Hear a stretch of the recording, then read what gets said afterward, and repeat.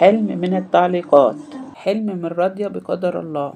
بتقول: أنا مرة حلمت بفئران صغيرة دخلت من تحت الباب، وبدأت أقتل فيهم ودخلت تحت الملاية، وأنا بقتل لحد ما تعبت، ثم قلت لأمي علي أن أغير عتبتي. اسمها التفسير. الفئران الصغيرة بتدل على مشاكل أو هموم بسيطة وجاية من حد قريب منك أو من المحيطين حواليك، ولكن المنام فيه بشرى إنك بدأت بقتلهم. دي بشرى ليكي إنك بتتخلصي من الناس المؤذية اللي في حياتك، ولكن عليك بالاستمرار في الرقية، أو لو ما بتسمعهاش اسمعيها.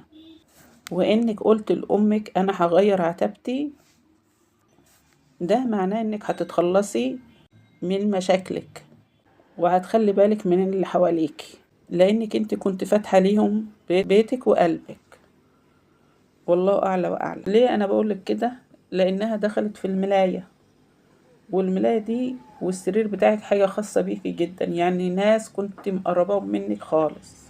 فخلي بالك من المحيطين بيكي، وحاولي تسمعي الرقية، أو لو ما بتسمعهاش اسمعيها، وربنا يبعد عنك كل أذى يا رب. والله أعلى وأعلم.